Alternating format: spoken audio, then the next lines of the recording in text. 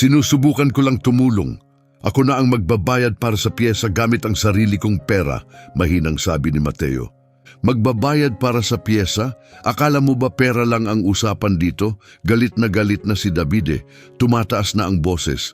Umalis ka nang hindi nagpapaalam. Ginamit mo ang mga kagamitan at piyesa ng kumpanya at ginawa mo pa ng libre ang trabaho. Iyan ay pagnanakaw. Parang sampal sa mukha ang salitang iyon para kay Mateo. Nanikip ang kanyang dibdib. Pagnanakaw? Tumulong lang ako sa taong nangangailangan. Kumuha ka mula sa negosyo ko nang walang pahintulot, malamig na sabi ni Davide. At alam mo ba kung anong nangyayari sa mga nagnanakaw dito? Tinatanggal sila. Parang naglaho ang lupa sa ilalim ng mga paa ni Mateo.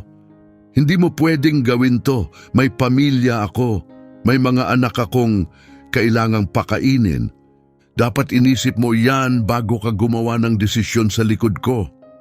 Lumapit si Davide at kinuha ang isang sobre sa mesa. Oh, heto, mga gamit mo tapos ka na rito. Davide, pakiusap, bigyan mo lang ako ng isa pang pagkakataon. Ilang taon ko nang ibinuhos ang buhay ko rito. Lagi akong naging tapat. Tapat? Mapait ang tawa ni David. Ang katapatan ay ang paggawa ng tama mong trabaho. Hindi ang palihim na nagpapakabayani. Kunin mo ang gamit mo at lumabas ka sa workshop ko. Ngayon na, tumingin si Mateo sa paligid ng silid. Nakayuko si Marco, halatang nahihiya pero natatakot magsalita. Si Andrea na may tahimik na umalis patungo sa likod, kunwaring abala. Walang magtatanggol sa kanya, wala ni isang boses ang magsasalita para sa kanya. Nanginginig ang mga kamay, pumunta si Mateo sa kanyang locker. Kinuha niya ang mga personal na kagamitan at maingat na inilagay sa isang lumang karton na kahon. Bawat gamit ay may kahulugan. Ang hanay ng mga wrench na bigay ng kanyang ama noong una siyang nagtrabaho, ang flashlight na regalo ni Teresa sa kaarawan niya, at ang keychain na may mga litrato ng kanyang mga anak. Habang dumaraan, pabulong na sabi ni Marco, "Pasensya na, tol." Bahagyang tumango si Mateo, hindi siya makapagsalita. Namumuo ang luha sa kanyang mga mata, masikip ang lalamunan. Binuhat niya ang mabigat na kahon at nagsimulang maglakad patungo sa labas. Bawat hakbang ay mas mabigat kaysa sa nauna. "Mateo!" tawag ni Davide habang umaabot na siya sa pintuan. "Huwag kang umasa na bibigyan kita ng reference. Walang kumukuha ng magnanakaw." Parang suntok sa sikmura ang mga salitang iyon. Mahigpit na niyakap ni Mateo ang kahon sa kanyang dibdib at lumabas ng hindi lumilingon. Sumara ang pinto sa likod niya nang may malakas at huling kalabog. Sa labas, palubog na ang araw. Ang huling liwanag ng araw ay bumuo ng mahabang anino sa bangketa at naramdaman ni Mateo na may isang bahagi sa kanya ang tuluyang nawasak. Paano niya ito ipapaliwanag kay Teresa? Paano niya haharapin ang mga anak niya para sabihing wala na siyang trabaho? Nagsimula siyang maglakad pa uwi, bitbit ang kahon, mabigat ito, pero hindi kasing bigat ng dinadala ng puso niya. May ginawa siyang mabuti. Tumulong siya sa isang tao. At ngayon, wala siyang trabaho, walang reference, at walang ideya kung paano babayaran ang mga bayarin. Pagsapit ni Mateo sa kanilang bahay, madilim na ang mga kalsada. Isa itong maliit at simpleng tahanan, pero kanila ito, hanggat kaya pa nilang bayaran ng renta. Huminto siya sa tapat ng pinto, nakatitig sa mainit na ilaw mula sa loob. Narinig niyang tumatawa si Julia, bukas ang TV, parang ang lahat ay normal. Pagpasok niya, nasa kusina si Teresa, nagluluto ng hapunan. Ngumiti ito sa kanya pero agad nawala ang ngiti nang makita ang mukha niya at ang kahon sa kanyang mga bisig. "Anong nangyari?" tanong niya, puno ng pag-aalala ang tinig. Ibinaba ni Mateo ang kahon. Tumakbo sina Lorenzo at Julia para yakapin siya. Sabay-sabay na ikinukwento ang nangyari sa araw nila. Yumakap siya ng mahigpit sa kanila at doon na tuluyang bumagsak ang kanyang mga luha. "Bakit ka umiiyak, Daddy?" tanong ni Julia, marahang hinahaplos ang mukha niya. "Pagod lang talaga si Daddy, anak," sabi niya, pilit ang ngiti. Maglaro muna kayo, kailangan lang ni Daddy makausap si Mami. Pagkaalis ng mga bata sa silid, lumapit si Teresa. Ikinuwento ni Mateo ang lahat, ang matandang babae, ang kotse, ang sirang belt, ang desisyong tumulong ng walang bayad, at kung paano siya nawalan ng trabaho dahil doon. Habang nagsasalita siya, nagbago ang ekspresyon ni Teresa, unay gulat, tapos takot, at sa huli, ang pamilyar na tingin ng determinasyon na laging naging lakas nila sa gitna ng hirap. "Tama ang ginawa mo," sabi niya habang hinahawakan ang mga kamay ni Mateo. "Palagi kang gumagawa ng tama. Pero Teresa, wala na tayong pera ngayon. Paano natin babayaran ang upa? Paano tayo bibili ng pagkain para sa mga bata?" "Hahanap tayo ng paraan," sagot niya. "Lagi naman tayong nakakaraos."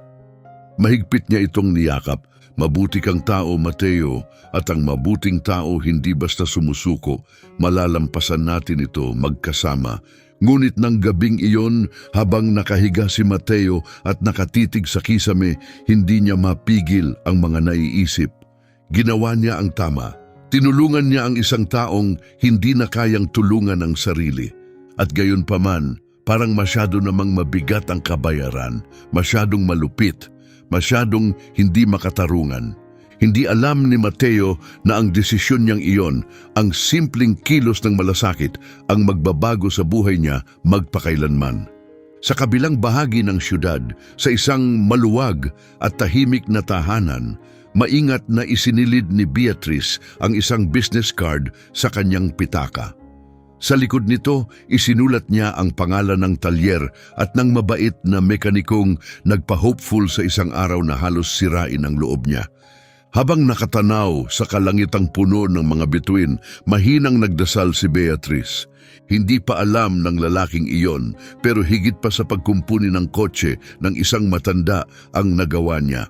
At desidido si Beatrice na suklian ito sa tamang panahon.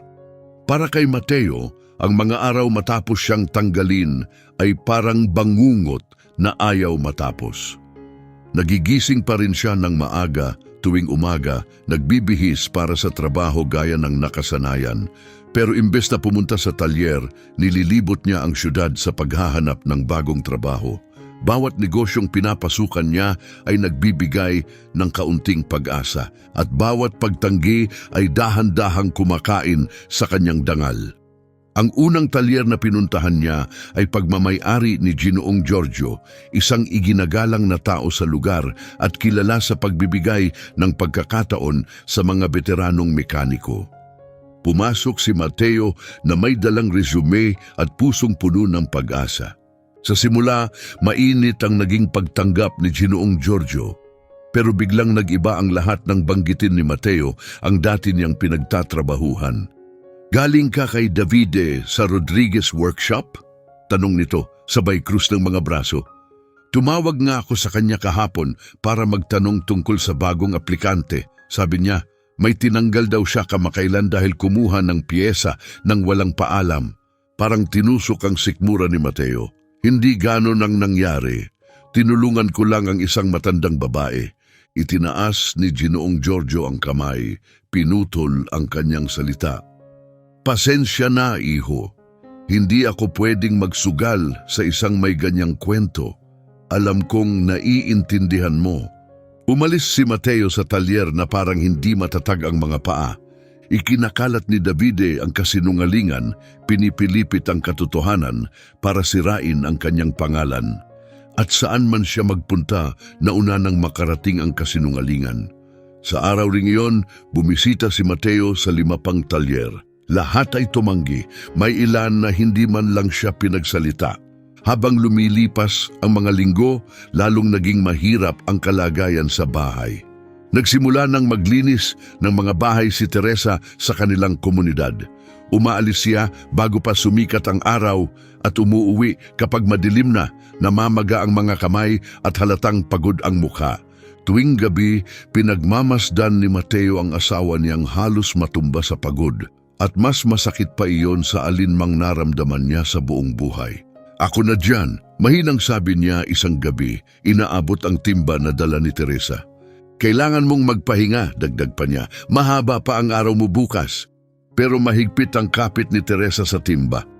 Sabay nating bubuhatin ang bigat na ito. Iyan lang ang paraan para makaraos tayo. Gayunman, nakita ni Mateo kung gaano kabigat ang epekto nito. Ang lalim ng eye bags ni Teresa, ang paraan ng pagtalon niya ng mga pagkain para lang masigurong may sapat para sa mga bata. Pakiramdam ni Mateo ay bigo siya, bigo sa asawa niya, bigo sa mga anak nila, bigo sa sarili. Ang panganay nilang anak na si Lorenzo ay nagsimulang makaramdam na may hindi tama. Tumigil na siyang humingi ng pera para sa baon. Hindi na siya nagrereklamo kahit ang hapunan ay simpleng kanin at munggo. Muli, isang hapon nadatnan ni Mateo si Lorenzo na binibilang ang mga barya mula sa kanyang maliit na alkansya. "Anong ginagawa mo, anak?" Mahinahong tanong niya. Nagulat si Lorenzo at agad tinakpan ang mga barya. "Wala, Dad." Lumuhod si Mateo sa tabi niya. "Sabihin mo sa akin, anak, anong nangyayari?" Napuno ng luha ang mga mata ng bata. "Narinig ko si Mami na umiiyak kagabi. Sabi niya, hindi niya alam kung paano natin babayaran ang bahay. Gusto ko pong tumulong gamit ang ipon ko." Parang nabasag ang puso ni Mateo. Niyakap niya si Lorenzo nang mahigpit, pinipigilan ang sariling luha.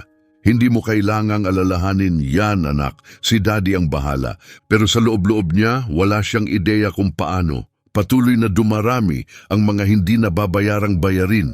Una ang kuryente, tapos ang tubig. Mas madalas na rin ang katok ng may-ari ng bahay, naniningil ng upa at kinabahan ang lahat. Para makabili ng pagkain, nagsimulang ibenta ni Mateo ang mga gamit niyang pangtrabaho, isa-isa. Nang makita siya ni Teresa na isinilid ang wrench set na bigay ng kanyang ama sa isang bag, namutla ang kanyang tinig. "Wag yan, please. Bigay yan ng tatay mo. Kailangan mo yan kapag nakahanap ka na ulit ng trabaho. Kailangan nating kumain ngayon, Teresa." Mahina niyang sagot. "Aalalahanin ko na lang ang bukas kapag dumating na." Naglakad siya papuntang bayan sa isang maliit na pawn shop. Halos hindi man lang tiningnan ng lalaking nasa likod ng counter ang mga gamit at nag-alok ng presyong sobrang baba. Alam ni Mateo ang tunay na halaga ng mga iyon, hindi lang sa pera kundi sa mga alaala. Pero tinanggap niya pa rin ito ng walang reklamo. Kailangan niyang pakainin ang mga anak nila. Sa pag-uwi, dumaan siya sa panaderya at bumili ng bagong lutong tinapay, isang bote ng gatas at ilang prutas. Nang iabot ni Mateo ang bag kay Teresa, mahigpit siyang niyakap nito sa isang tahimik at malalim na yakap. Wala na siyang itinanong, alam na niya kung saan nanggaling ang pera. At ang kaalamang iyon ay sumakit sa kanya ng kasinlakas ng sakit na naramdaman ni Mateo. Si Julia, ang bunso sa pamilya, ay masyado pang bata para maintindihan ang lahat. Pero nararamdaman niya ang lungkot sa paligid. Hindi na siya humihiling ng laruan at hindi na rin nagrereklamo kapag walang matatamis. Isang gabi, pumasok siya sa sala na may hawak na guhit mula sa paaralan. "Daddy, tingnan mo, iginuhit ko tayo." Kinuha ni Mateo ang papel, isa itong simpleng drawing na may makukulay na krayola. Siya, si Teresa at ang dalawang bata, lahat ay nakangiti at magkahawak kamay. Sa ibaba, sa hindi pantay-pantay na sulat kamay, nakasulat, "Ang masayang pamilya ko." Biglang hindi na niya mapigilan ang emosyon. Dumaloy ang luha sa kanyang pisngi habang mahigpit niyang niyakap si Julia. "Ito ang pinakamagandang guhit na nakita ko," mahinang sabi niya. "Talaga po?" tanong niya, nagniningning ang mga mata. "Sabi po ng teacher ko, kaya ng kahit anong pamilya na malampasan ang lahat basta magkakasama sila." Ang inosenteng mga salitang iyon ang pinakamatinding tumama sa kanya. Nakatayo pa rin sila, magkasama pa rin. Pero hanggang kailan? Isang hapon, matapos muling marinig ang salitang wala habang naghahanap ng trabaho, nasa lubong ni Mateo si Marco, dati niyang katrabaho. Nagkatinginan sila ng ilang segundo. Yumuko si Marco, halatang nahihiya. "Hey Marco, Mateo, dapat nagsalita ako nun. Pero alam mo naman kung paano si Davide. Alam ko, sagot ni Mateo. Hindi niya ito sinisi. Alam niya kung anong kayang gawin ng takot sa isang tao. Kumusta ang talyer? Hindi na gaya dati nung andun ka. Mas malala ang ugali ni Davide ngayon. Sa tingin ko, pinagsisisihan niya ang nangyari. Baka nga, pilit ng ngiti ni Mateo. Luminga si Marco sa paligid, tapos naglabas ng gusot na pera mula sa bulsa. Alam kong hindi ito kalakihan, pero ito lang ang kaya ko. Gustong tanggihan ni Mateo dahil sa kanyang pride. Pero naalala niya ang upa na hindi bayad at ang frigider na halos walang laman. Tinanggap niya ang pera at tahimik na tumango. Salamat, Marco. Kung kailangan mo ng kahit ano, tawagan mo lang ako. Mabuti kang tao, Mateo. Hindi mo deserve ang nangyari. Nakatayo lang si Mateo matapos umalis si Marco, hawak ang kaunting perang iniabot. Mabuting tao, iyon lang ang palagi niyang pinilit maging. Pero ang pagiging mabuti ay hindi nagpapalagay ng pagkain sa mesa. Ang pagiging mabuti ang dahilan kung bakit siya nawala ng trabaho. Ang pagiging mabuti ang kumuha ng lahat sa kanya. Nang gabing iyon, nadatnan siya ni Teresa na nakaupo sa labas, nakatingala sa mga bituin. Hindi siya nagsalita agad. Umupo lang siya sa tabi ni Mateo at hinawakan ang kanyang kamay. Pagkalipas ng mahabang katahimikan, tinanong niya, "Iniisip mo bang sumuko?" Hindi siya sumagot. Dumaan na sa isip niya ang lumayo, maglaho at itigil ang pagiging pabigat sa mga taong pinakamahalaga sa kanya. Pero mahigpit na pinisil ni Teresa ang kanyang kamay, para bang pinipigilan ng ideya sa pag-usbong. "Please, huwag mo yan gawin," mahinang sabi niya. "Kailangan ka pa rin namin, kailangan pa rin kita." "Hindi na ako makapagbigay, Teresa. Nabigo kita." Hindi ka nabigo, hinarap niya si Mateo at tiningnan ito sa mga mata. "Natanggal ka sa trabaho dahil ipinaglaban mo ang tama. Hindi ka bigo dahil doon. Isa kang lalaking pinili kong makasama habang buhay." "Paano ang mga bata? May tatay sila na ipinapakita kung ano ang tunay na integridad. Mas mahalaga yon kaysa sa kahit anong kayang bilhin ng pera." Ngayon, dumaloy na rin ang luha sa kanyang mga mata. Lagi naman tayong nakakaraos, magkasama. Malalampasan din natin ito. Yumakap si Mateo ng mahigpit sa kanya, kumakapit sa bawat salitang binitiwan. Tama siya. Isa silang pamilya, at ang tunay na pamilya ay hindi nag-iiwanan. Gayunman, nanatili ang takot sa loob niya parang bagyong ayaw lumisan. Ilang araw matapos nito, kumatok ang may-ari ng bahay. Pero sa pagkakataong ito, hindi siya nag-iisa. May hawak siyang nakatiklop na papel, isang notice ng pagpapaalis. May 30 araw si Mateo para makahanap ng pambayad o lumayas. Nanginig ang kanyang mga kamay habang tinitingnan ng dokumento. Parang muling gumuho ang mundo. "Pasensya na talaga, Mateo," malumanay na sabi ng may-ari. "Palagi kang magalang pero may sarili rin akong bayarin." Pagkaalis ng may-ari, nanatiling nakaupo si Mateo sa mesa sa kusina, nakatitig sa eviction notice sa kanyang mga kamay. 30 araw, yun lang ang meron siya para baguhin ang kapalaran nila. Kailangan niya ng himala at sa kaloob-looban niya, alam niyang totoo ito. Mabigat ang puso niyang ipinikit ang mga mata at sa unang pagkakataon, sa matagal na panahon, nagsalita siya sa katahimikan. Hindi na niya alam kung may nakikinig pa, pero kailangan niyang maniwala na meron. "Please," mahina niyang bulong. Isang pagkakataon lang. Parang tugon, biglang tumunog ang telepono. Malakas, bumasag sa katahimikan na parang kulog. Nagulat siya, tumingin siya sa telepono sa dingding. Sino naman kaya ang tatawag ngayon? Mabilis ang tibok ng puso niya habang sinagot ito. "Hello? Magandang hapon. Si Ginong Mateo Russo po ba ito?" Tanong ng isang kalmadong babaeng boses na hindi pamilyar. "Opo, ako po yan. Ako po si Marta. Personal assistant ako ni Ginang Beatrice Conti. Gusto po sana niya kayong makausap. Maaari po ba kayong pumunta bukas sa address na ito?"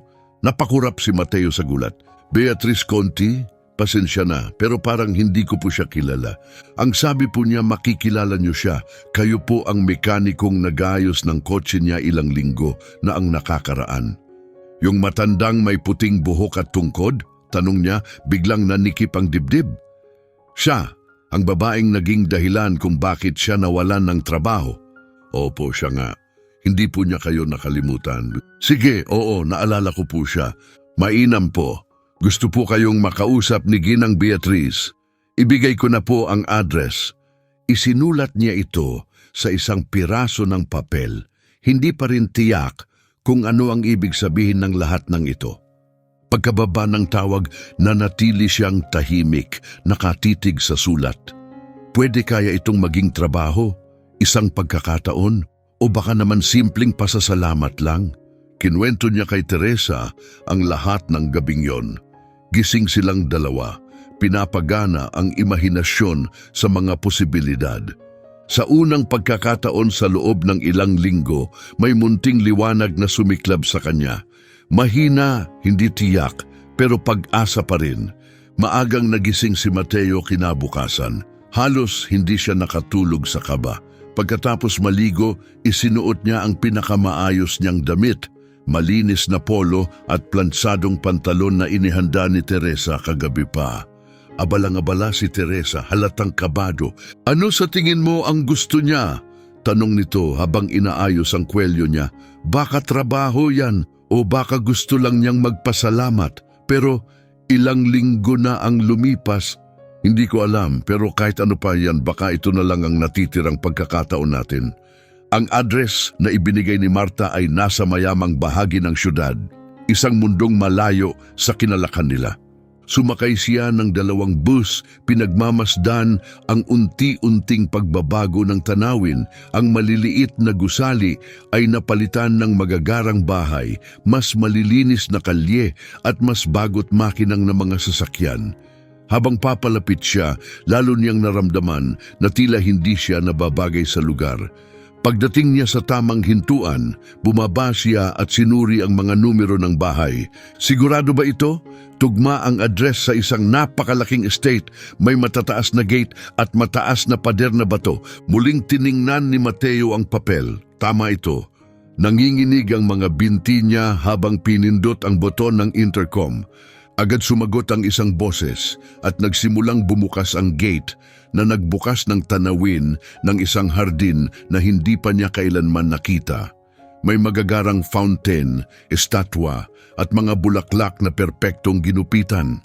Sa dulo ng mahabang daan, naroon ang isang ingranding bahay na mistulang palasyo. Isang batang babae na naka-tailored na suit ang nagbukas ng pinto. "Ginoong Mateo?" tanong niya na may ngiti. "Ako si Marta. Hinihintay na po kayo ni Ginang Beatriz. Dito po tayo." Sinundan niya ito sa mga pasilyong puno ng mga painting, matataas na florera at lumang muwebles. Bawat hakbang ay kumakalampag sa makintab na marmol na sahig, parang paulit-ulit na paalala kung gaano siya kalayo sa mundong nakasanayan niya. Pumasok sila sa isang malaking silid na may malalawak na bintana na tanaw ang buong lungsod. "Darating na po si Ginang Beatriz," sabi ni Marta sa katahimik na isinara ang pinto. Nanatiling nakatayo si Mateo, hindi alam kung saan ilalagay ang mga kamay, takot gumalaw, huminga o baka aksidenteng mahipo ang anuman. Pagkatapos, may narinig siyang tinig sa likuran. "Mateo!" Lumingon siya. Naroon siya. Ang babaeng may puting buhok at tungkod, nakasuot ng elegante at mas disente pa kaysa noon.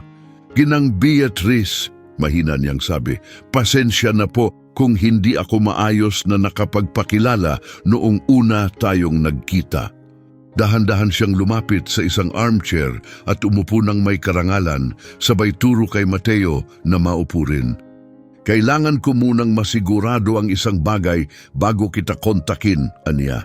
Maingat na umupo si Mateo sa gilid ng sofa. Sigurado sa ano po?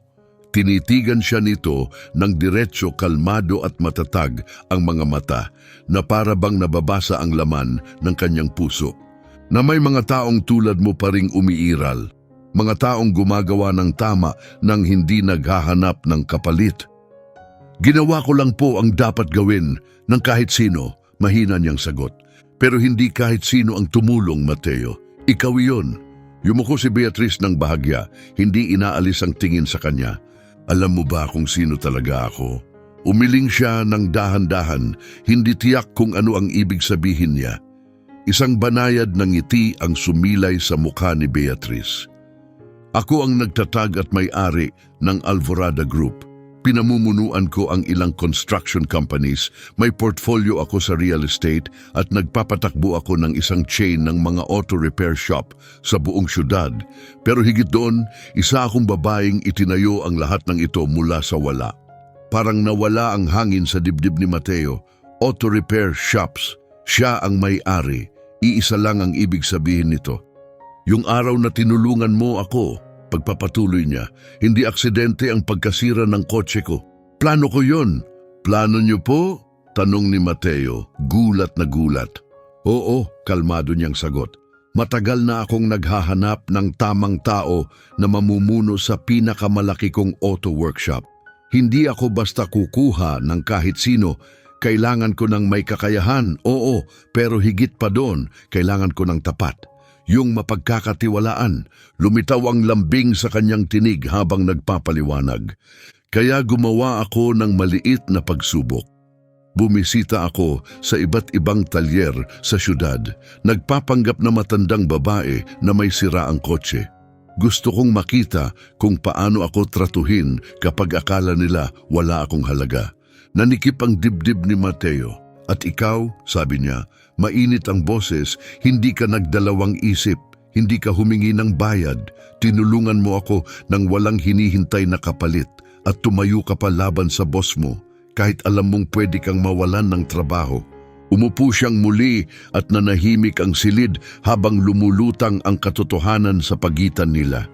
Sinabi sa akin ni Marta kung ano ang nangyari pagkatapos, na natanggal ka, na nasira ang pangalan mo, at kung gaano kahirap ang naging sitwasyon para sa pamilya mo. Ramdam ni Mateo ang pag-akyat ng luha sa kanyang mga mata. Hindi niya alam kung dapat ba siyang makaramdam ng pasasalamat o hiya. Gusto kong malaman mong taos-puso akong humihingi ng tawad sa hirap na dinanas mo dahil sa pagsubok na iyon, mahinahong sabi ni Beatrice. Hindi ko intensyong mauwi sa ganito ang lahat, pero ngayon gusto kong itama ang mga pagkukulang. Hindi lang kita bibigyan ng trabaho, gusto kong bigyan ka ng panibagong simula. Nanikip ang lalamunan ni Mateo, hindi siya makapagsalita. Ang bigat ng lahat, ang stress, ang pagkalito, ang sakit ay tila sabay-sabay na bumagsak sa kanya. Gusto kong ikaw ang maging general manager ng Estrella do Sul, ang pangunahing paggawaan natin, sabi ni Beatrice nang may paninindigan. Papangunahan mo ang isang koponan ng 20 bihasang mekaniko. 3 beses ang kikitain mo kumpara sa dati. Magkakaroon ng kompletong benepisyo sa kalusugan ang buong pamilya mo. At makakakuha ka rin ng parte sa kita ng kumpanya. Tumigil ang oras. Nakatitig si Mateo sa kanya, hindi makapaniwala sa narinig. Hindi ito totoo. Hindi ganito ang nangyayari, lalo na sa mga tulad niya. Bakit ako? Bulong niya sa wakas. Bakit mo ibibigay sa akin lahat ng ito? Dahan-dahang tumayo si Beatrice at lumapit sa malaking bintana, bahagyang sumandal sa kanyang tungkod. Dahil naranasan ko na ang kalagayan mo, mahina niyang sinabi. Matagal na, isa akong balong may 2 maliliit na anak at halos walang makain.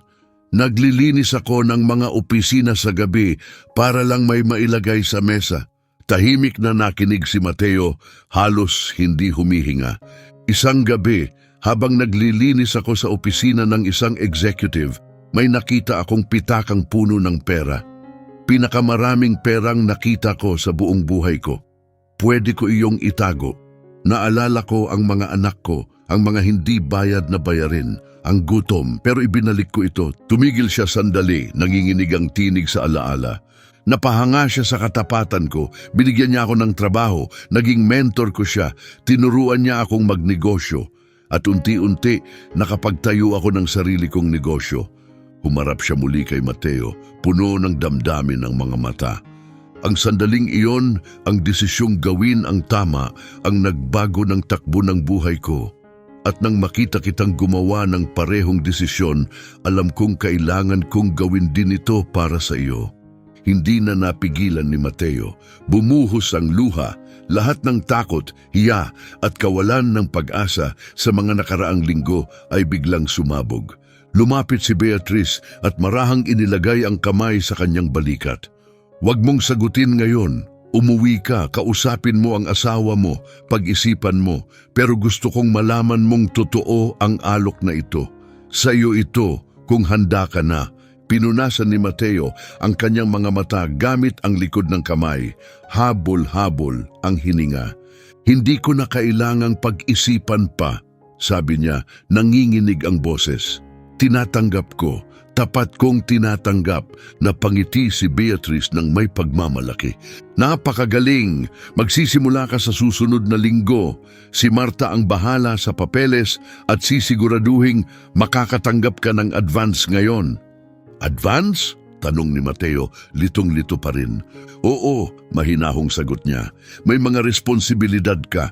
Hindi mo pwedeng hintayin ang katapusan ng buwan para alagaan ang pamilya mo." Pindot niya ang intercom sa kanyang mesa. "Marta, maaari ka bang pumasok?" Pumasok si Marta na may dalang makapal na sobre. "Heto po, Mrs. Beatrice," sabi niya habang iniaabot ito. Humarap si Beatrice kay Mateo at iniabot ang sobre. "Dapat sapat ito para bayaran lahat ng mga utang nyo at may matitira pa para makahinga ang pamilya mo." Kinuha ni Mateo ang sobre gamit ang parehong kamay. Nanginginig siya ng husto na halos mawalan ng balanse. "At may isa pa," dagdag ni Beatrice, "ang bahay." "Ang bahay," ulit niya nalilitong muli. "Alam kong may banta na kayong paalisin," kalmado niyang sagot. "Sa totoo lang, may ilang paupahang bahay ako sa buong lungsod. Isa roon, malapit sa tinitirhan ninyo ngayon, ay bakante. Kung gusto mo, sa inyo na iyon. Ibababa ang renta at isasama sa mga benepisyo mo bilang empleyado." Halos hindi na makahinga si Mateo. Mabigat ang sobre sa kanyang mga kamay, pero hindi lang dahil sa pera, kundi dahil sa pag-asa. Muling napuno ng luha ang kanyang mga mata. Pero ngayon, hindi ito dahil sa kawalan ng pag-asa. Luha ito ng matinding pasasalamat, ng ginhawa ng pag-alam na magiging ayos na ang kanyang pamilya. "Hay, hindi ko alam kung paano ko kayo mapapasalamatan," mahina niyang sabi. "Ginawa mo na," sagot ni Beatrice, mainit ang tinig. "Noong tinulungan mo ang isang nangangailangan nang hindi naghihintay ng kapalit, noong nanatili kang mabuti kahit hindi naging mabuti sa iyo ang buhay, iyan ang uri ng taong kailangan ng mundo. Huwag mong baguhin yan." Habang palabas siya ng mansyon, pakiramdam niya ay hindi na siya lumalakad sa lupa. Sa biyahe pauwi sa bus, mahigpit niyang niyakap ang sobre sa kanyang dibdib. May luhaang ngiti sa mukha. Napatingin ang ilang pasahero, nagtataka sa lalaking umiiyak at ngumingiti ng sabay.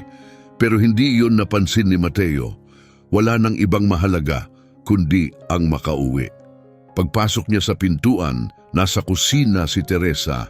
Sinusubukang pahabain ang kaunting bigas para sa isa pang pagkain. Nasa mesa, sina Lorenzo at Julia, abala sa kanilang takdang aralin. Lahat sila'y napatingin pagdating niya, puno ng tahimik na pag-asa ang mga mukha. Agad ibinaba ni Teresa ang sandok at lumapit sa kanya. "O ano? Anong sabi niya?" Hindi nakapagsalita si Mateo. Itinaas lang niya ang sobre at dahan-dahang binuksan ito para ipakita ang laman. Napasinghap si Teresa, tinakpan ang bibig sa gulat. Napuno ng luha ang kanyang mga mata, kahit hindi pa man nagsasalita si Mateo. Pagkatapos, ikinuwento niya ang lahat tungkol sa napakalaking bahay, ang kwento ni Beatrice, ang pagsubok sa sasakyan, ang alok na trabaho, ang bagong tirahan, bawat detalye. Sa pagtatapos, humahagulgol na si Teresa, hirap ng huminga. Niyakap niya si Mateo ng mahigpit. parang ayaw na niya itong pakawalan kailanman. Sumali sina Lorenzo at Julia, niyakap ang kanilang mga magulang kahit hindi pa nila lubos na nauunawaan ang nangyayari. Pero ramdam nila ito, ang kagalakan sa paligid, ang pagbabago sa hangin. Sabi ko sa iyo, bulong ni Teresa habang umiiyak, yakap pa rin siya ng mahigpit. Sabi ko sa iyo, malalampasan natin to, magkasama. Nang gabing yon, sa unang pagkakataon sa loob ng ilang linggo, sabay-sabay silang kumain ng totoong hapunan. Pumunta si Mateo sa palengke at pinuno ang kusina ng mga pagkaing paborito ng mga anak niya. Habang pinapanood niyang kumakain at nagtatawanan sina Lorenzo at Julia, hawak niya ang kamay ni Teresa sa ilalim ng mesa. Sa unang pagkakataon, sa matagal na panahon, ramdam niyang tunay siyang panatag. Pero sa kaibuturan ng kanyang puso, may isang bagay pa ring gumugulo sa kanya, ang alaala ni Davide. Si Davide, ang lalaking nagpahiya sa kanya, nagsinungaling at sinubukang sirain ang kanyang pangalan. Alam ni Mateo na hindi siya tuluyang makakausad hanggat hindi niya hinaharap ang nakaraan. Sa huli, darating din ang araw na yon at dumating ito ng mas maaga kaysa inaasahan. Ang unang linggo niya bilang general manager ng Estrella do Sul ay hindi madali. Dumadating siya bago pa ang lahat at umaalis lampas sa oras ng sarado. Determinado siyang maintindihan ang bawat proseso, bawat detalye. Malawak at moderno ang pasilidad, puno ng mga kagamitan na dati ay nababasa lang niya sa libro. Mabilis siyang nirerespeto ng 20 mekanikong nasa ilalim niya. Kahanga-hanga ang kanyang kasanayan, pasensya at pamumuno. Maging si Teresa ay hindi mapigilang banggitin ang pagbabago sa kanya. Mas tuwid kang tumayo, sabi niya isang umaga. Muli nang kumikislap ang mga mata mo. Napansin din ito ng mga bata. Muling gumuguhit si Julia ng masasayang larawan ng kanilang pamilya. Hindi na rin gabi-gabing binubuksan ni Lorenzo ang kanyang alkansya para bilangin ang laman. At ang bagong bahay ay parang isang himala, 3 kwarto, tahimik na kalye at bakurang sapat para makatakbo at makapaglaro ang mga bata. Sa araw ng paglipat, muli na namang umiyak si Teresa habang naglalakad sa bawat silid, nangangarap kung paano niya idekorasyonan ang bawat espasyo. Hindi nila kailanman inakalang makakatira sila sa ganitong lugar, pero alam ni Mateo na hindi siya lubos na magiging malaya hanggat hindi niya hinaharap ang multo ng kanyang nakaraan. At ang multong iyon ay may pangalan Davide. Isang karaniwang hapon sa pagitan ng mga pagpupulong, tumunog ang telepono ni Mateo. Sinagot niya ito at narinig ang pamilyar na tinig ni Marta. Mateo, pinapahanap ka agad ni Mrs. Beatrice. Kailangan mong pumunta sa Rodriguez Workshop ngayong hapon. May isang sitwasyon na kailangan mong asikasuhin. Napatigil si Mateo. Rodriguez Workshop? Yun ang shop ni Davide? Oo. Kumpirmang sagot ni Marta, kalmado ang boses. Ipapaliwanag na lang niya pagdating mo. Dumiretso ka na lang mula sa kinaroroonan mo ngayon. Tinapos ni Mateo ang tawag na nanginginig ang kamay. Basa ng pawis ang kanyang palad, malakas ang tibok ng puso. Ang ideya ng pagbabalik sa lugar na iyon, sa shop kung saan gumuho ang lahat, ay nagpuno sa kanya ng kaba. Pero si Beatrice ang tumawag at kung siya ang may kailangan, siguradong seryoso ito. Sinabihan niya ang kanyang supervisor na lalabas muna siya ngayong hapon at sumakay sa isa sa mga sasakyan ng kumpanya. Habang binabaybay niya ang mga pamilyar na kalsada, bumalik sa isipan niya ang lahat ng alaala, mga alaala ng pagtataksil, kahihiyan at kabiguan. Pero wala siyang naging paghahanda sa kung ano ang sasalubong sa kanya pagdating niya sa dati niyang pinagtatrabahuhan. 2 sasakyan ang nakaparada sa labas. Ang isa ay malinaw na kay Beatrice, ang makinis na itim na kotse. Ang isa pa ay isang mamahaling pick-up truck na hindi niya nakilala. Sa loob ng garahe, narinig niya ang malalakas na boses na umaalingaw-ngaw hanggang sa labas. Maingat na pumasok si Mateo at napatigil. Nasa gitna mismo ng workshop si Davide, namumula sa galit, sumisigaw at galit na galit habang galaw ng galaw ang mga kamay. Sa harap niya, nakaupo ng kalmado si Beatrice, mahinahon at may dignidad, nakapatong sa tabi ang kanyang tungkod. Nasa tabi niya si Marta, tahimik na nagsusulat sa clipboard, tila walang pakialam sa kaguluhan. Sa likuran, nakita ni Mateo sina Marco at Andrea, ang dati niyang mga kasamahan. Nakatayo sila malapit sa mga kagamitan, halatang hindi komportable pero nakikinig. "Kalokohan ito," sigaw ni Davide. "Hindi kayo basta-basta pwedeng pumasok dito at magbato ng mga akusasyon ng ganyan." "Hindi ito mga paratang, Ginoong Davide," sagot ni Beatrice ng kalmado. "May mga dokumento at talaan na sumusuporta rito. Ang garahe mong ito ay may hindi na bayarang sahod, mapanganib na kondisyon sa trabaho at sangkot sa maraming reklamo mula sa mga customer na hindi kailanman naresolba." Sa sandaling iyon, tumingin si Beatrice pataas at nakita si Mateo na nakatayo malapit sa pintuan. Itinaas niya ang isang kamay at tinawag siya palapit. Lumingon si Davide upang sundan ang kanyang tingin at nang makita kung sino iyon, nagbago ang ekspresyon niya sa hindi makapaniwalang anyo. "Anong ginagawa niya rito?" sigaw ni Davide. Itinuro si Mateo na parang nakakita ng multo. "Nagtatrabaho na siya sa akin ngayon," sagot ni Beatrice ng walang emosyon. "Mateo, pakiusap, lumapit ka rito." Dahan-dahang lumapit si Mateo sa kanila, bawat hakbang ay bumabalik ang mga alaala na pilit na niyang kinalimutan. Napatingin sina Marco at Andrea sa kanya, halatang nagulat at nahihiya, hindi alam kung paano kikilos. Si Davide naman ay parang sasabog sa galit. "Nagtatrabaho siya sa'yo?" Panguyam na tawa ni David, puno ng puot ang tinig. "Ang lalaking yan ay nagnakaw sa akin. Pinalayas ko siya dahil sa pagnanakaw." "Hindi," sagot ni Beatrice ng malamig.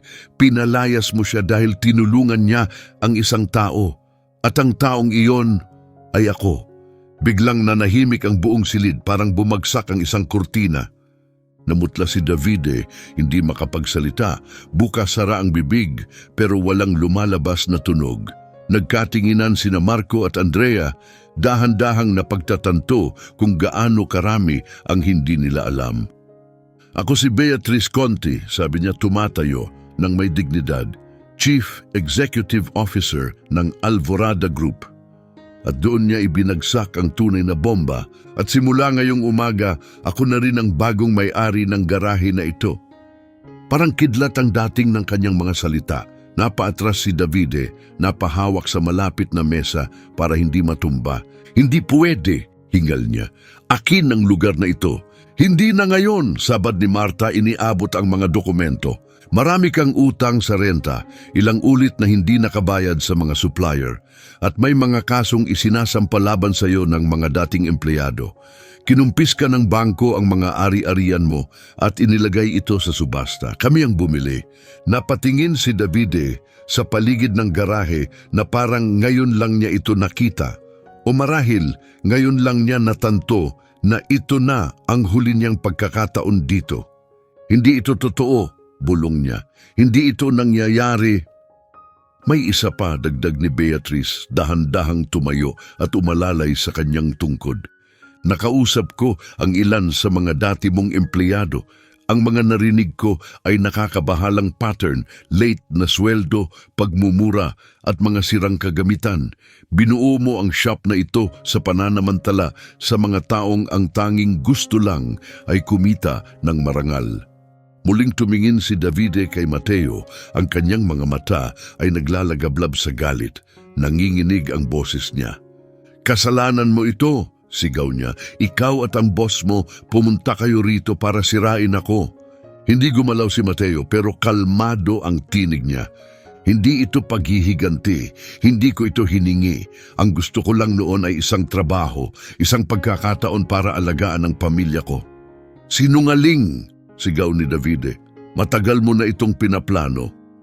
Lumapit siya kay Mateo pero humarang si Beatrice sa gitna nila, matatag at may autoridad ang kilos. "Huwag, Davide," sabi niya, malamig ang tinig. Wala siyang alam sa lahat ng ito. Hindi siya ang nag-udyok sa akin. Ako ang nagpasya dahil nakita ko ang katotohanan. Nakita ko kung paano mo tratuhin ang mga tauhan mo, kung paano mo winasak ang pangalan ng isang matinong tao para lang maprotektahan ang pride mo. At mula sa likuran nila, may isang boses na nagsalita. Mahina pero matatag. "Totoo yon, Davide," sabi ni Marco, lumapit sa gitna. "Hindi mo patas na tinrato si Mateo. At alam naming lahat iyon," dagdag pa niya. Humarap si Davide sa kanya, halos sumabog sa galit. "Tumahimik ka, Marco. Nagtatrabaho ka sa akin." "Hindi na," maring sagot ni Marco. Inilabas niya ang kanyang work ID mula sa bulsa at inilapag ito sa counter. "Tapos na ako sa trabahong ginagamitan ng takot para hindi tayo makagawa ng tama. Dapat ipinagtanggol ko si Mateo noong may pagkakataon pa. Hindi ko ginawa kasi natakot ako sa iyo. Pero hindi na ngayon." At sa ikinagulat ng lahat, si Andrea, tahimik, mahinahong si Andrea, ay lumapit din. "Aalis na rin ako," mahinahon niyang sabi pero puno ng paninindigan. "Mas mabuti si Mateo kaysa sa pinaniwalaan namin at ikaw. Mas masama kaysa sa inakala naming lahat." Dahan-dahang tumingin si Davide sa dalawang lalaking nakatayo sa harap niya sa mga dingding ng shop at sa huli kay Beatrice at Mateo. Parang isang taong biglang nagising mula sa isang mahabang panaginip.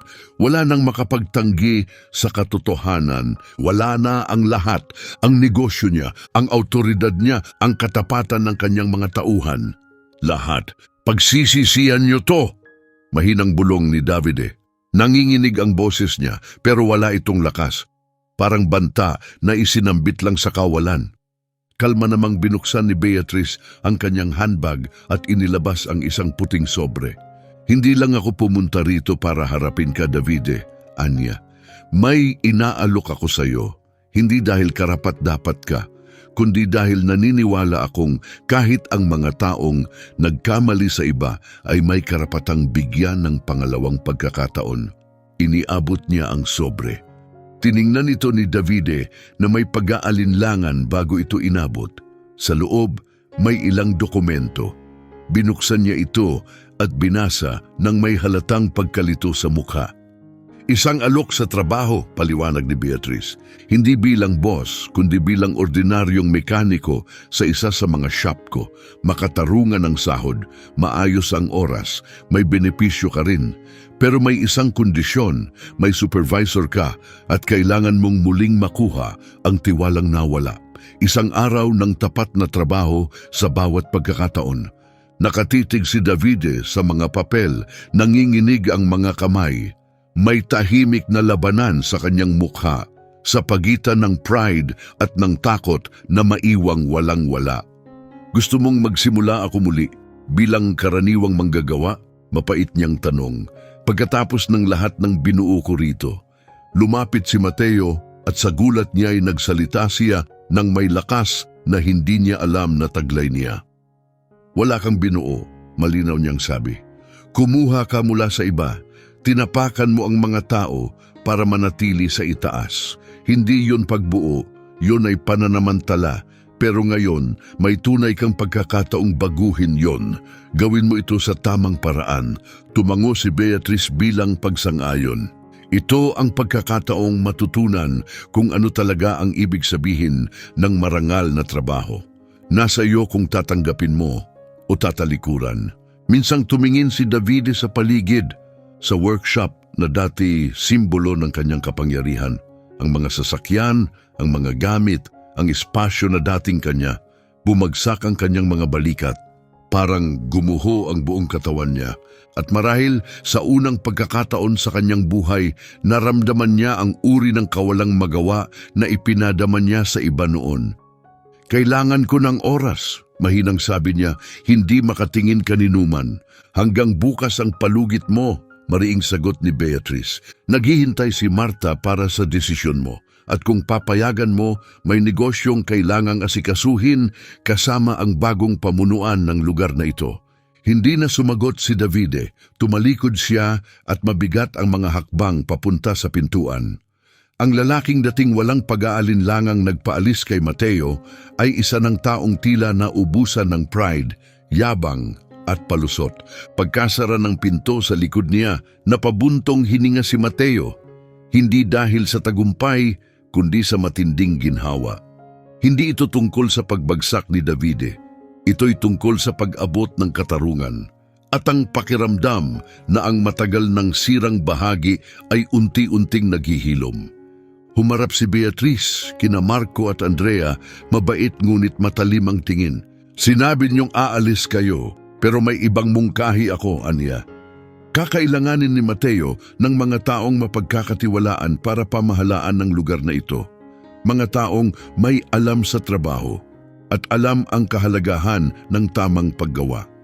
Interesado ba kayo? Nagkatinginan sina Marco at Andrea, may pag-asang kumislap sa kanilang mga mata. Sigurado ka ba? Tanong ni Marco, tila hindi makapaniwala. Buong buo, sagot ni Beatrice, pero hindi ako ang may huling desisyon, si Mateo. Simula ngayon, siya na ang may direktang pamumuno sa lugar na ito. Na-promote siya bilang regional manager. Tumingin si Mateo sa dalawang lalaking dati nasa tabi niya, pero lumingon palayo nang kailangan niya sila. Ngunit ngayon, nagsalita na sila. Ngayon, pinili nila ang integridad. Naalala niya kung gaano siya nag-iisa nung araw na pinalayas siya. At kung gaano sana kahalaga kung may naglakas loob na magsabi ng totoo. At heto sila ngayon, humihiling ng pangalawang pagkakataon. Gusto ko kayong dalawa sa team, sabi ni Mateo, lumapit sa kanila. Pero kailangan kong masigurado na pare-pareho ang layunin natin. Ang pamahalaan ang lugar na ito ng tapat at may respeto sa bawat manggagawa. Sumasang-ayon ba kayo? Lumapit si Marco at iniabot ang kamay. Sangayon, sabi niya, puno ng kahulugan ng tinig. At salamat, hindi mo kailangang gawin to. Lahat ay karapat-dapat sa isang pagkakataon, sagot ni Mateo. Inulit ang mga salitang sinabi rin ni Beatrice. Basta huwag niyong sayangin. Ang mga sumunod na araw ay puno ng pagbabago. Ang lumang Rodriguez workshop ay lubusang inayos. Ang mga sirang kagamitan ay pinalitan ng bago. Pininturahan ang mga dingding, nilinis ang sahig at isang bagong logo ang isinabit sa itaas ng pasukan. Sa ilalim ng bagong pamunuan, nagsimulang magbago ang lahat. Ipinatupad ni Mateo ang mga bagong patakaran sa trabaho, mga panuntunang nakabatay sa katarungan, kaligtasan at respeto sa isa't isa. Sa unang pagkakataon matapos ang matagal na panahon, naging maayos ang kapaligiran. Produktibo, puno ng pag-asa, pinamahalaan niya ang shop na may lakas at kumpiyansang ni hindi niya alam na nasa loob niya. Bawat desisyon ay mula sa puso. Bawat plano ay gabay ng mga aral na nakuha niya sa gitna ng hirap. Ilang araw ang lumipas, ipinaalam ni Marta sa kanya na tinanggap ni Davide ang alok ni Beatrice. Nagtatrabaho na siya ngayon sa isang mas maliit na garahe sa labas ng lungsod.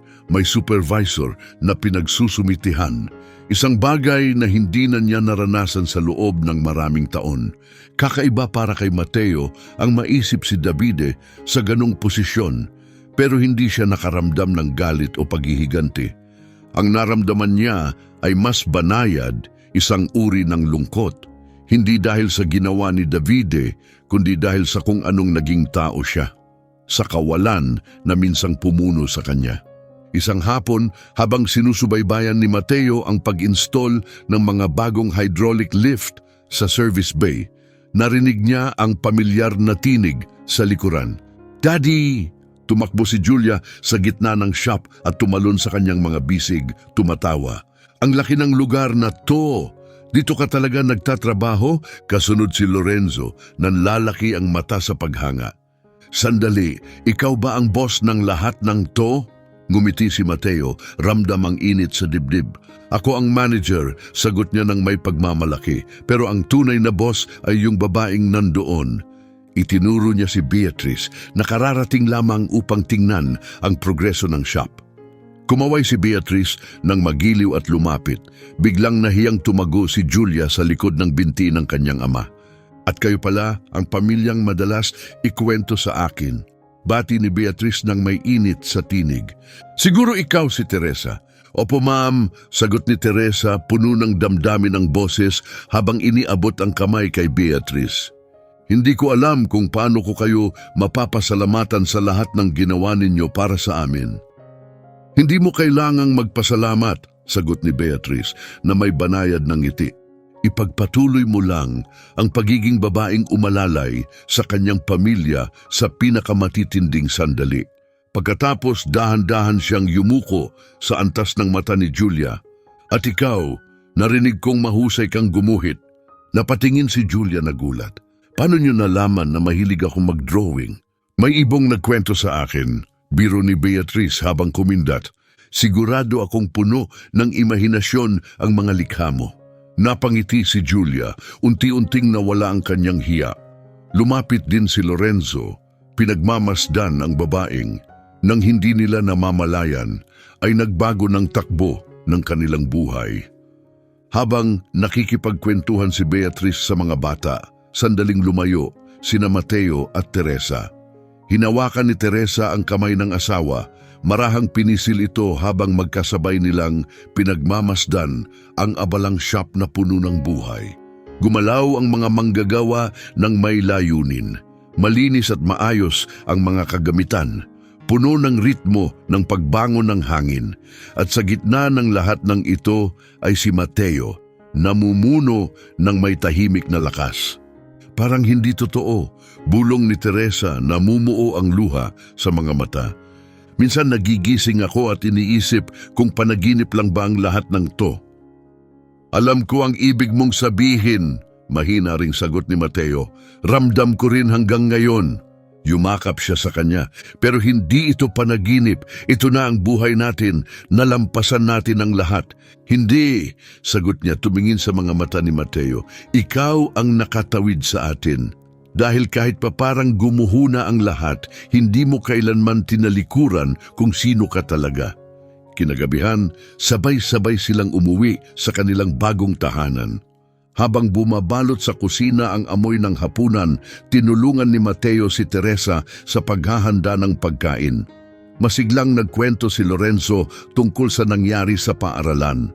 Ipinakita naman ni Julia ang bago niyang drawing, isang makulay na larawan ng kanilang bahay, ang pamilya nila at isang maliwanag na araw sa langit. Tumigil sandali si Mateo, may hawak na sandok at pinanood ang lahat. Naalala niya ang buong paglalakbay, ang araw na natanggal siya sa trabaho, ang mga linggong puno ng takot at gutom, ang hindi inaasahang tawag, ang lihim na pagkatao ni Beatrice at ang alok na bumago sa lahat.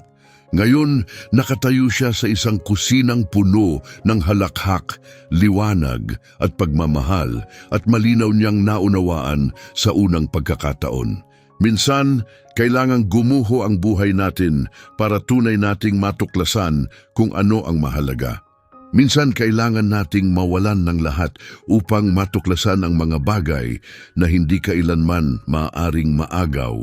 Tayo'y natitisod, tayo'y nasasaktan, tayo'y bumabagsak. Ngunit sa pinakamadilim na sandali, doon natin natututuhang muling tumindig. Nagsimula ang lahat sa isang simpleng desisyon, isang munting kilos ng kabutihan para sa isang taong nangangailangan. Walang layunin, walang inaasahan, basta ang paggawa ng tama. At ang pagpiling iyon na tila napakaliit noon ay tuluyang nagbago sa buong buhay niya. Anong iniisip mo? Tanong ni Teresa na pansing natigilan siya, ang kutsaray nasa ere pa. Ngumiti siya at tumingin sa kanya. Kung gaano talaga kaiba ang buhay, sabi niya, na isang simpleng kabutihan pala ang pwedeng magbago ng lahat. Lumapit si Teresa, isinandal ang ulo sa kanyang balikat. Hindi lang iyon isang sandali, mahina niyang sabi. Bawat sandali iyon, bawat beses na pinili mong maging ikaw, kaya mo nararapat ang lahat ng ito. Kinagabihan, matapos maihiga ang mga bata, lumabas si Mateo sa likod bahay at tumingala sa mga bituin sa kalangitan. Naalala niya si Beatrice kung paanong minsan ay dumaan din ito sa halos parehong karanasan na pinagdaanan niya. Pinili nitong gawing layunin ang kanyang sakit, ginamit ang tagumpay hindi para sa sarili, kundi para itaguyod ang iba. Isang simpleng kabutihan mula kay Beatrice ang minsang nagligtas ng kanyang buhay. At ngayon, ang sarili niyang munting kabutihan ay tila nagpasiklab ng isang bagay sa puso ni Beatrice. Parang isang bilog ito, isang kabutihang humahantong sa isa pa, bumubuo ng sunod-sunod na mabubuting gawa. Ang mga pangalawang pagkakataon ay tila dumarami. Habang nakatayo sa ilalim ng tahimik na kalangitan sa kanyang bagong tahanan, dumating si Mateo sa isang pasya. Papanatilihin niya ang kadena ng kabutihan. Pangungunahan niya ito ng may paggalang. Bubuksan niya ang mga pintuan para sa mga taong karapat dapat bigyan ng pagkakataon. Magiging siya para sa iba ang minsang naging si Beatrice para sa kanya. Dahil sa huli, hindi ito tungkol sa dami ng kinikita mo o sa posisyon mong hawak o sa laki ng bahay mo. Ito ay tungkol sa pagpapanatili ng iyong dignidad kahit patila gumuho na ang mundo sa paligid mo. Ito ay tungkol sa pagpiling gumawa ng tama kahit mas madali sanang umiwas. Ito ay tungkol sa pag-alala kung ano ang ibig sabihin ng pagiging tao sa mundong madalas ay nakakalimot. Nang sa wakas ay pumasok si Mateo at nakita ang malambot na liwanag sa sala kung saan naghihintay ang kanyang pamilya, may naramdaman siyang malalim sa kalooban, isang tahimik na katiyakan. Alam niya nang walang alinlangan na bawat pasyang ginawa niya ay tama. Bawat isa. Lumipas ang ilang buwan mula nung di malilimutang hapon sa lumang tindahan ni Rodriguez. Ngayon tuwing umaga, ay nagigising si Mateo na may gaan sa dibdib. Isang pakiramdam na matagal na niyang di naramdaman, isang bagay na inakala niyang tuluyan nang nawala. Sa ilalim ng kanyang pamumuno, muling sumigla ang tindahang Estrella do Sul. Nagkakaisa ang buong koponan at umaalis ang mga customer na may ngiti sa labi. Hindi na lamang basta katrabaho sina Marco at Andrea. Sila'y naging parang tunay niyang mga kapatid, mga kaibigang mapagkakatiwalaan. Muling ngumiti ang buhay sa pamilya Russo. Isang umagang mainit at maaraw habang sinusuri ni Mateo ang ilang dokumento, nakatanggap siya ng tawag mula kay Marta. "Mateo, gusto kang makita ni Mrs. Beatrice mamayang hapon." Sabi niya mahalaga ito, bahagyang tumigil ang tibok ng puso niya. Matagal na mula nang huli niyang makita si Beatrice ng harapan. Ang usapan nila ay puro ulat at paminsang update lamang. Agad niyang tinapos ang trabaho at nagtungo sa mansyon, ang mismong lugar kung saan nagbago ang kanyang buhay. Nasa hardin si Beatrice, tahimik na nakaupo sa kahoy na bangko, nagpapakain ng tinapay sa mga ibon. Nang mapansin siya ni Mateo, sumilay ang init sa mukha nito. "Halika, umupo ka rito, anak," malumanay nitong sabi. Lumapit siya at umupo. Hinawakan ni Beatrice ang kamay niya. "Hindi ako magaling, Mateo," ani Beatrice, kalmado at malinaw ang tinig. "Hindi ito malala pero panahon na para bumagal ako. Kailangan ko nang simulan ang paggawa ng mga desisyon kung sino ang magpapatuloy ng lahat ng ito." Naramdaman ni Mateo ang paninikip ng sikmura. "Mrs. Beatrice, ako," bungad niya. Ngunit tinaas nito ang kamay kasabay ng mahinhing ngiti. "Hayaan mong tapusin ko. Naalala mo pa ba ang kwento ko sa iyo? Tungkol sa pitakang ibinalik ko? Tungkol sa lalaking nagbigay sa akin ng pagkakataon?" Tahimik na tumango si Mateo. Wala siyang pamilya. Nang pumanaw siya, iniwan niya sa akin ang bahagi ng negosyo niya dahil naniwala siyang kaya kong ipagpatuloy ang kanyang sinimulan. Sandaling tumigil siya at naging maluha ang mga mata. Inilaan ko ang buhay ko sa paghahanap ng katulad niya, isang taong makakaunawa sa binuo ko at kung bakit ito mahalaga. Halos hindi makahinga si Mateo. Gusto kong ikaw ang pumalit bilang chief executive ng lahat ng tindahan ng Alvorada Group, wika ni Beatrice. Higit pa ito sa trabaho, Mateo, isa itong misyon. Ibig sabihin nito'y patuloy na pagpapalaganap ng kabutihan, pagbibigay ng pagkakataon sa mga higit na nangangailangan at pagprotekta sa pamana na sinimulan naming dalawa. Napuno ng luha ang mga mata ni Mateo. Hindi ko alam kung karapat-dapat ako, bulong niya. Mas higit kang karapat-dapat kaysa sa sino mang nakilala ko. Mahina ang sagot ni Beatrice habang pinupunasan ang luha sa kanyang pisngi. At may isa pa akong nais ibigay. Tumingin siya patungo sa bahay at tumango. Yung kahon ng mga gamit na ibinenta mo noon, ang mga gamit ng ama mo. Sa senyas niya, pumasok si Marta sa hardin bit-bit ang isang kahon. Nang buksan ito, nanlaki ang mga mata ni Mateo. Nandoon ang mga lumang gamit ng kanyang ama, bawat isa'y malinis, makintab at maayos ang pagkakaayos. Ngunit hindi lang iyon, may mga bagong gamit rin na bumuo sa dating kulang na set. Hinanap ko ang bawat gamit na ibinenta mo, malumanay, na sabi ni Beatrice. Binili ko silang lahat pabalik. Inabot niya ang kamay at hinaplos ang mukha ni Mateo. Ang isang lalaki ay dapat may gamit ng kanyang ama. Hindi lang basta kagamitan ng mga ito, may taglay silang alaala, kahulugan at pamana. Hindi na nakapagpigil si Mateo, bumagsak ang mga luha sa kanyang pisngi habang mahigpit niyang niyakap si Beatrice, umiiyak na parang isang bata. Ang lahat ng sakit, hirap at kahihiyan ng mga nagdaang buwan ay napalitan ng matinding pasasalamat. Hindi siya binitiwan ni Beatrice. Niyakap siya nito na parang isang inang yakap ang anak sa gitna ng bagyo. Sa pagitan ng kanyang mga luha, ibinulong ni Mateo, "Salamat sa lahat. Sa paniniwala mo sa akin noong wala ng ibang naniwala." "Pinadali mo yon," sagot ni Beatrice na may mahinang ngiti. "Ang ginawa ko lang ay kinilala ang kabutihang nasa iyo na." Makalipas ang ilang araw, nasa bagong punong tanggapan ng kumpanya si Mateo nang dumating ang isang bisitang hindi inaasahan. Si Mr. Giorgio iyon ang may-ari ng unang tindahang tumanggi sa kanya. Tahimik na pumasok ang matanda, nakayuko ang ulo, hawak-hawak ang sombrero sa nanginginig na mga kamay. "Mateo," bungad niya may kaba sa tinig, "nandito ako para humingi ng tawad." Hindi siya makatingin ng direkta kay Mateo. "Alam ko na ang totoo," mahina niyang sabi habang pilit nilalabanan ng emosyon. "Nagsinungaling sa akin si Davide. Hindi ka naman talaga tinanggal dahil may ninakaw ka.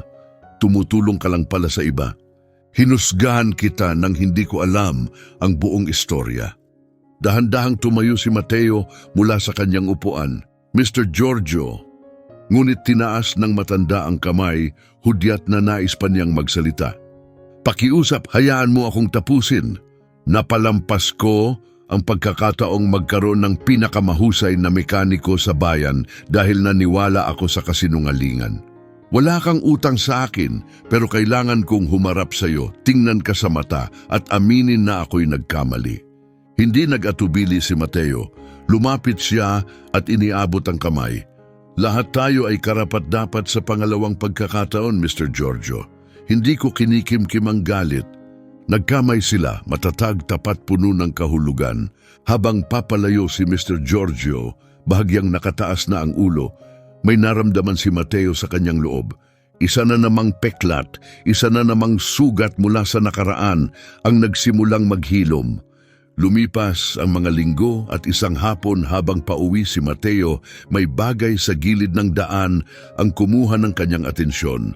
Isang matandang lalaki ang nakatayo sa tabi ng sirang sasakyan, bukas ang hood at kita sa mukha ang kawalang pag-asa. Luma at kupas na ang kanyang damit at halatang problemado. Huminto si Mateo at bumaba ng sasakyan.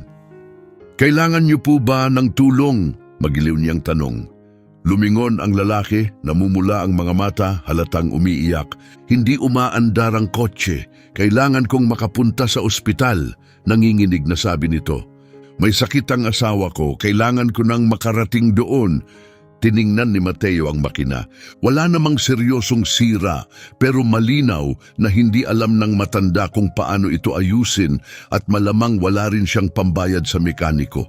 Naalala ni Mateo si Beatrice. Naalala niya kung paano nagbago ang kanyang buhay dahil may tumulong sa kanya.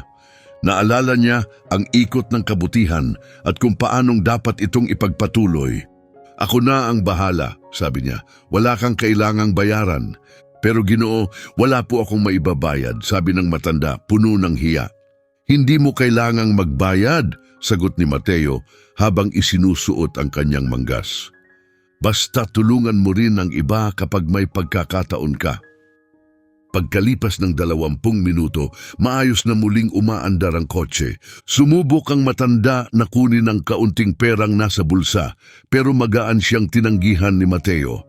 Habang paalis ang lalaki papunta sa ospital, naiwan si Mateo, may kakaibang pakiramdam.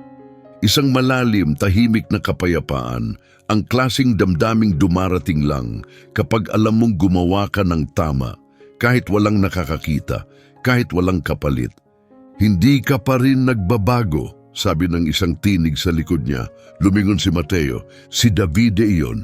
Nakauniforme ng mekaniko, halatang kagagaling lang sa mahabang shift sa shop kung saan tinulungan siya ni Beatrice magsimula muli. Sandaling walang nagsalita, nagkatitigan lang silang dalawa, mga lalaking may mahaba at masalimuot na kasaysayan. Mateo, ako! Bungad ni Davide, nanginginig ang tinig. Tumigil siya sandali, pilit nilulunok ang bigat ng damdamin. Sa mga nagdaang buwan, iniisip ko lahat ng pagkakamaling nagawa ko. Kung paano kita trinato, kung paano ko trinato ang lahat. Punong-puno ako ng galit, pait na kasakit ako ng maraming tao. Tinagilid ni Mateo ang ulo, nakatawid ang mga braso. Dati, tahimik niyang tanong. Tumingin si Davide sa mga kamay niyang magaspang at may mantsa ng langis. Nagpapakatotoo akong magbago, anya. Ang magtrabaho para sa iba imbes na ako ang namumuno. Marami akong natutunan. Nalaman ko kung ano talaga ang ibig sabihin ng kababaang loob. Kung paano rumespeto sa iba. Kung paano makita ang halaga ng bawat taong nasa paligid mo. Tiningnan siya ni Mateo sa mata. Sa unang pagkakataon, nakita niya ang katapatan. Walang kayabangan, walang maskara. Puro katotohanan lang. Parang mas ayos ka na ngayon, wika niya. Mas ayos kaysa sa nararapat para sa akin, sagot ni Davide na may bahagyang ngiti ng pagsisisi. Ipinakita sa akin ni Beatrice ang higit na biyaya kaysa sa naibigay ko sa sinuman.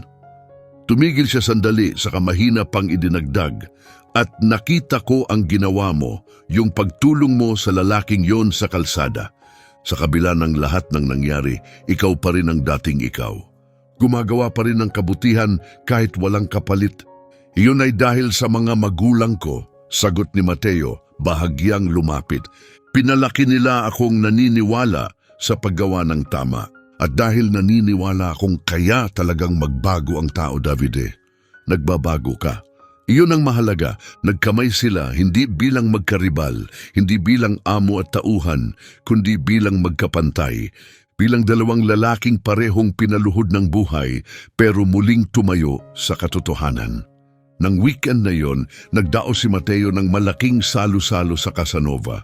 Naroon ang buong pamilya, punong-puno ang bahay ng tawanan at kwentuhan. Sina Teresa at ang munting si Julia ay magkasamang naghanda ng mga salad sa kusina, masayang nagkukwentuhan.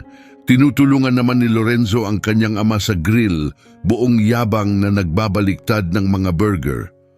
Dumating sina Marco at Andrea kasama ang kani-kanilang pamilya, dala ang inumin at mga kwento mula sa tindahan. Naroon din si Marta kasama si Beatrice na iginiit pa ring dumalo kahit hindi siya maganda ang pakiramdam.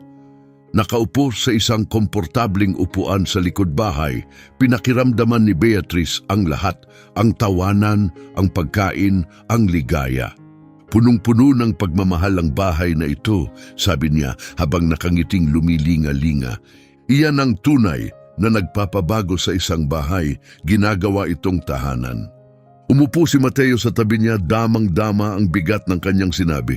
Wala po sana ang lahat ng ito kung wala kayo, sabi niya. Ngunit umiling si Beatrice, banayad at mahinahon. Hindi, mahal kong anak, nangyari ang lahat ng ito dahil pinili mong magpakita ng malasakit imbes na magkimkim ng galit. Dahil tumindig ka kahit sinusubok ka ng buhay. Ako'y nagbigay lang ng ilang kasangkapan. Ikaw ang siyang gumawa ng magandang bagay mula roon. Bigla namang tumakbo si Julia, may hawak na papel na iwiniwasiwas sa kamay. Lola Beatrice, may iginuhit ako para sa iyo. Mula sa sarili niyang kusa, tinawag ng bata si Beatrice na Lola. Hindi siya kailanman pinigilan ni Beatrice. Sa katunayan, sa tuwing naririnig niya ito, napapawi ang kanyang mukha sa tuwa. Ang guhit ay nagpapakita kay Mateo na inaayos ang isang sasakyan, si Beatrice na nakatayo sa tabi niyang may pagmamalaki at ang buong pamilya na masayang nakangiti sa likuran. Sa ibaba nakasulat sa malalaki at makukulay na letra, ang pagiging mabait ay laging sulit. Mahigpit na niyakap ni Beatrice ang guhit sa kanyang dibdib at napuno ng luha ang kanyang mga mata. Ipaparamma ko ito at isasabit sa opisina ko, sabi niya, nanginginig ang tinig. Kinagabihan, matapos makauwi ang lahat, magkasamang naupo sina Mateo at Teresa sa tahimik na bakuran. Mahimbing na natutulog ang mga bata sa kani-kanilang silid at ang bahay ay tahimik at payapa. Naalala mo pa ba ang araw na iyon? Mahina ang tanong ni Teresa. Yung araw na umuwi ka dala ang lumang kahon ng mga gamit, kakakatanggal mo lang sa trabaho. Wala tayong ideya kung anong susunod na mangyayari. Paano ko makakalimutan? Sagot ni Mateo. Aminado ako na takot din ako noon, pag-amin ni Teresa. Inabot niya ang kamay ni Mateo at marahang hinawakan. Pero kahit noon, hindi ka nawalan ng pag-asa. Hindi mo kailanman isinuko kung sino ka talaga. At ngayon, tingnan mo kung nasaan na tayo. Nakatayo si Mateo sa labas, pinagmamasdan ng bahay na may banayad na liwanag sa gabi. Iniisip niya ang mga anak niyang mahimbing na natutulog sa loob, ang trabahong nagbibigay saysay sa kanyang buhay, ang mga taong kaya na niyang tulungan ngayon at ang kwentong iniiwan niya sa likod. Dumaan tayo sa apoy, mahina niyang sabi, pero nalampasan natin ito, mas matatag, mas matalino at mas mabuti. Maingat na isinandal ni Teresa ang ulo sa kanyang balikat. Dahil sa wakas, natutunan natin, mahina niyang bulong, na ang kabutihan ay hindi kahinaan. Ito ang pinakamalakas na anyo ng lakas. Ilang buwan ang lumipas, at naroon si Mateo sa ilalim ng matitingkad na ilaw ng isang masikip na auditorium. Si Beatrice ang nag-organisa ng isang charity event para suportahan ng mga pamilyang dumaan sa hirap at inimbitahan siyang ibahagi ang kanyang karanasan. Dati, isa lang akong mekaniko. Panimula niya, matatag ngunit puno ng damdamin ang tinig. Nawalan ako ng trabaho dahil tinulungan ko ang isang tao. Nawalan ako ng kita, halos mawalan ng pag-asa. Nagutom ang pamilya ko. May mga araw na halos sumuko na ako. Tiningnan niya ang madla at nakita si Teresa. Hawak ang kamay ng mga bata, sina Marco at Andrea na nakaupo sa tabi nila, puno ng pagmamalaki, si Davide na nasa likod at nakatingin sa kanya, at si Beatrice na nakangiti sa harapang hilera. Pero nang parang wala nang natira, patuloy ni Mateo, may isang taong nagpapaalala sa akin na ang tunay na kabutihan ay laging bumabalik. Ang paggawa ng tama ay hindi nasasayang, kahit masakit man minsan. At ngayon, hindi ako nandito para sabihing iba na ako. Nandito ako para ipaalala sa inyo na bawat isa ay may kakayahang mag-iwan ng marka. Kailangan nyo lang piliing gumawa ng mabuti. Tumayo ang buong madla at sabay-sabay na pumalakpak. Bumaba si Mateo mula sa entablado at dumiretso sa yakap ni Beatrice. Umiiyak ito, ngunit luha iyon ng kasiyahan. Nagawa mo, mahina niyang sabi. Sa wakas, nauunawaan mo na, magpapatuloy ang pamana. Ilang taon ang lumipas, muling naupo si Mateo sa lumang bangko sa hardin. Ngayon, ang mansyon ay tahanan na niya. Pumanaw ng payapa si Beatrice, iniwan sa kanyang pangangalaga ang lahat. Tiwalang tama ang naging pagpili niya. Sa opisina ni Mateo, nakasabit ang larawan ni Beatrice sa tabi ng guhit na minsang ibinigay ni Julia noong bata pa. Nag-aaral si Lorenzo upang maging isang mechanical engineer tulad ng kanyang ama, habang nangangarap si Julia na maging guro upang ituro sa mga bata kung paanong kayang baguhin ng kabutihan ang mundo. Pinamumunuan naman ni Teresa ang isang social program na nagtuturo ng mga praktikal na kasanayan sa mga kabataang nangangailangan ng pangalawang pagkakataon. Tuwing umaga, bago pumasok sa trabaho, dumadaan pa rin si Mateo sa kanto, kung saan nagsimula ang lahat, kung saan minsang nagkunwaring nangangailangan ng tulong ang isang matandang babae na may tungkod. Binigyan siya ng pagkakataong pumili, isang pagpiling tuluyang nagbago ng kanyang buhay. Humihinto pa rin siya para sa mga di kakilala, nag-aayos pa rin ng sasakyan nang walang bayad kapag may nangangailangan, at naniniwala pa rin na ang kabutihan ang pinakamalakas na puwersang kayang taglayin ng isang tao. Dahil sa paglipas ng mga taon, natutunan ni Mateo ang isang bagay na simple ngunit makapangyarihan.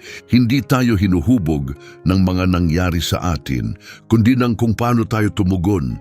Hindi ng kung anong nawala, kundi ng kung anong nanatili sa puso natin.